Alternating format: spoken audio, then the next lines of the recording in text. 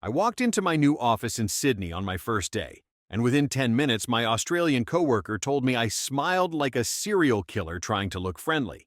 Another colleague said my suit made me look like a real estate agent who sells houses nobody wants.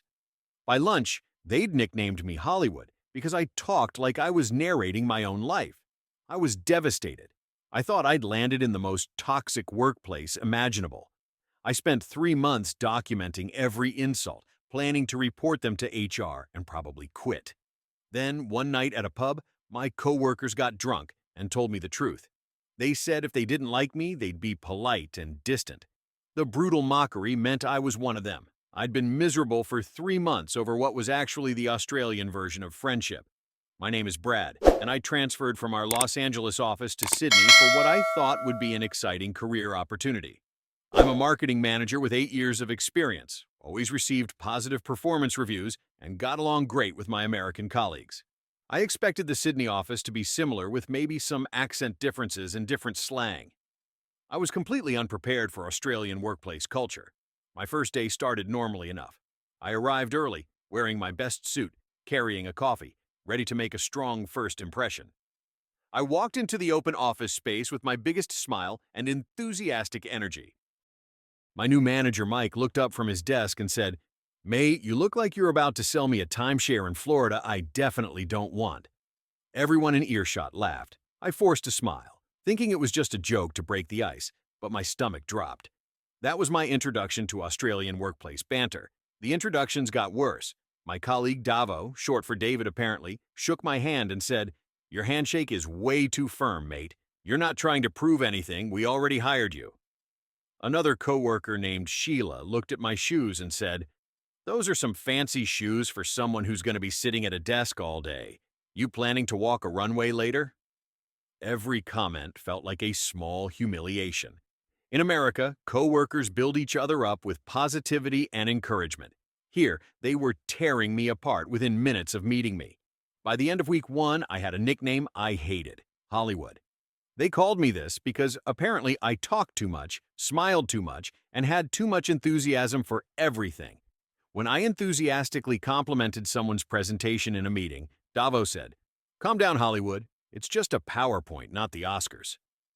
When I introduced myself to clients with energy and confidence, Mike said, "Hollywood here is going to charm your socks off whether you like it or not." The nickname felt mean-spirited and designed to make me feel unwelcome. The mockery was relentless and targeted everything about me. They made fun of my white teeth, saying I looked like a toothpaste commercial. They imitated my American accent constantly, exaggerating it to ridiculous levels. They called my car a Yank Tank, even though it was just a normal sedan. They said I dressed like I was going to church, even when I wore business casual. They mocked the way I ordered coffee, calling my usual order complicated and unnecessary. Every single day, multiple times a day, I was the butt of jokes. I tried to talk to Mike about the hostile work environment. I explained that the constant mockery was affecting my morale and making it hard to focus on work. Mike looked genuinely confused. He said, "What mockery? The guys are just having a laugh with you. If they didn't like you, they wouldn't bother talking to you at all." I didn't understand what he meant. How was constant insults a sign of liking someone? He told me to give it more time and try to understand Australian workplace culture. I left his office feeling dismissed and alone. By month two, I was actively miserable. I ate lunch alone at my desk, avoiding the break room where my coworkers gathered. I could hear them laughing and having a good time without me, and occasionally I'd hear my nickname Hollywood followed by more laughter. I assumed they were making fun of me behind my back. I started coming in early and leaving late to avoid social interactions. I did my work competently but built no relationships. I was professionally isolated in a foreign country with coworkers who seemed to hate me. The breaking point came during a team meeting where we were discussing a failed marketing campaign. I presented an analysis of what went wrong and suggestions for improvement. I was professional, thorough, and diplomatic. Davo interrupted me and said, "Hollywood, mate, just say the campaign was shit, and we need to stop pretending it wasn't. We all know it. Stop dancing around it with your corporate speak." The room laughed. I felt my face turn red with anger and humiliation. I finished my presentation in silence. After that meeting, I started seriously looking for jobs back in Los Angeles. I couldn't take it anymore. Every day felt like surviving high school bullies, except these were grown adults in a professional environment. I updated my resume, reached out to recruiters, and mentally prepared to tell my company I wanted to transfer back. I gave myself one more month. If things didn't improve, I was leaving Australia entirely. That Thursday night, everything changed.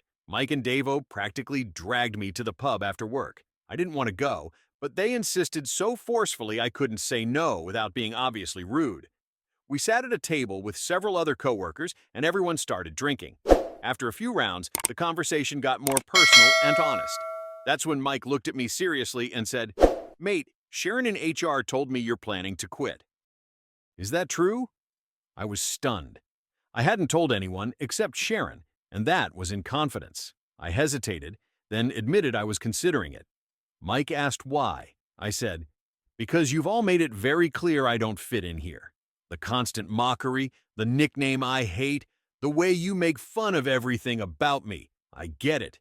You don't want me here." The table went silent. Davo looked shocked. Then he started laughing, not meanly, but like he'd just realized something obvious. He said, "Mate, you've got it completely backwards." Mike explained something that changed my entire understanding of the past 3 months. He said, "In Australia, we don't waste energy on people we don't like. If we didn't like you, we'd be polite, professional, and distant. We'd say good morning, do our work, and go home without really talking to you. The fact that we give you shit constantly means we like you. It means you're one of us." Davo jumped in. "When we called you Hollywood, it wasn't an insult. It was your name, like your actual name in the group. Everyone has a nickname. Mine's Davo, even though my name is David. Sheila gets called Shaz. Mike gets called Mick. You're Hollywood. That's not mockery, that's membership." I sat there, processing this information like my entire reality had just shifted. They weren't bullying me. They were including me.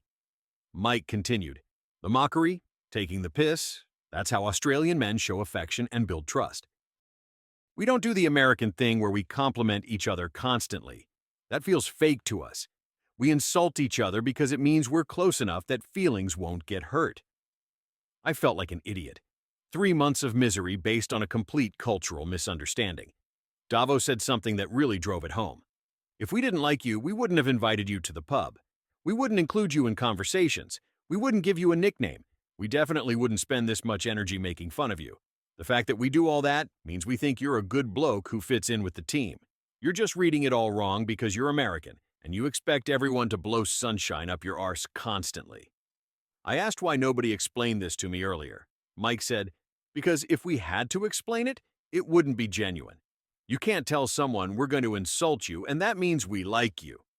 It only works if it's organic. Plus, we figured you'd eventually figure it out or someone would tell you. Looks like it took longer than expected." They weren't wrong. I'd been so caught up in feeling hurt that I never stopped to question whether my interpretation was correct. We drank more, and the conversation got deeper. Sheila, who'd made fun of my shoes on day 1, said, "When I called your shoes fancy, I wasn't actually insulting them. I was acknowledging them. It's Australian humor. We point out things about people in a joking way. It's friendly observation, not judgment."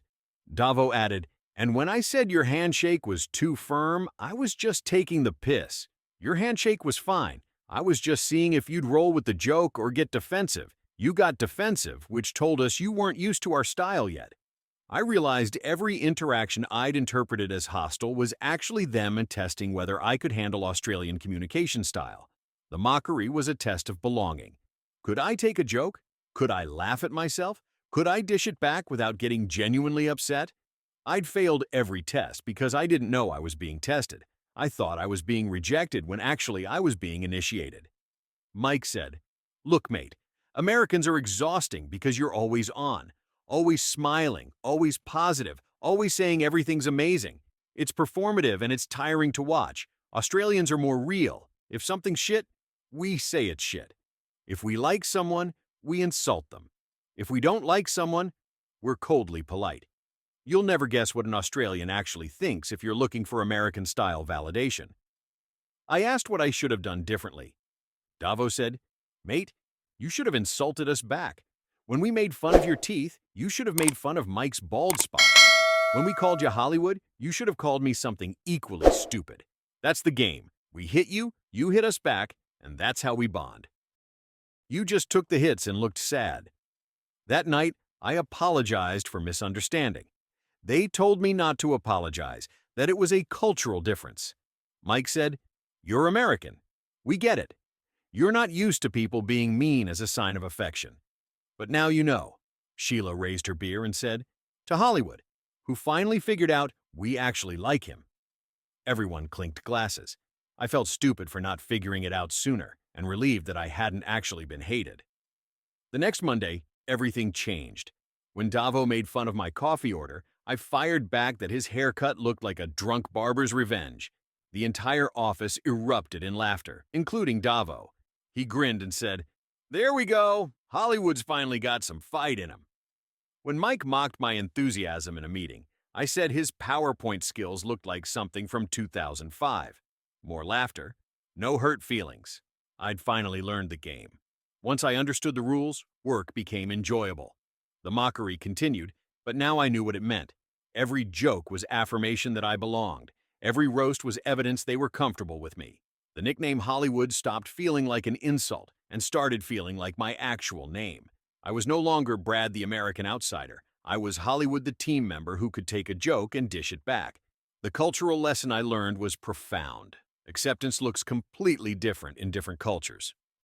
Americans show acceptance through enthusiasm, positivity, and validation.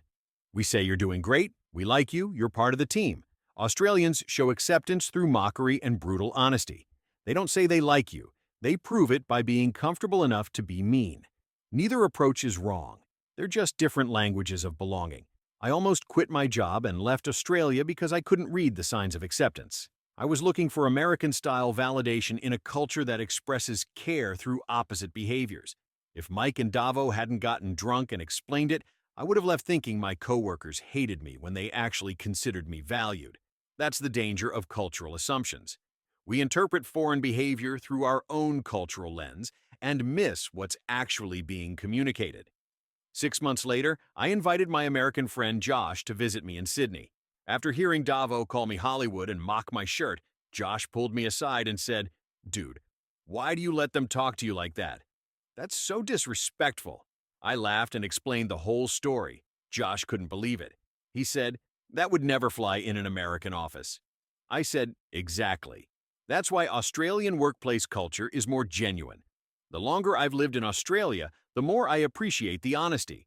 When an Australian insults you, you know exactly where you stand. When they're coldly polite, you also know. There's no guessing or wondering if someone's fake nice or genuinely nice. Americans are friendly to everyone equally, which makes friendliness meaningless. Australians are selective with their mockery, which makes it meaningful. I extended my contract in Sydney indefinitely. I found something in Australian workplace culture I never had in America. Genuine connection based on honesty instead of performance. Relationships built on mutual roasting instead of validation. A work environment where people are real with each other instead of professionally pleasant. Looking back at that first day when Mike said I looked like a timeshare salesman, I understand now it was his way of saying welcome to the team. When Davo mocked my handshake, he was testing if I'd be fun to work with. When they nicknamed me Hollywood, they were giving me an identity within the group. I interpreted hostility when they were offering friendship. The lesson extends beyond workplace culture. Human connection expresses itself differently across cultures. What means I like you in one culture might mean I don't like you in another. What feels warm in one place feels fake in another. What seems hostile in one culture is actually genuine affection in another. We can't assume our way of showing care is universal. 3 years later, I'm still in Sydney, still called Hollywood, still getting roasted daily by coworkers who've become genuine friends.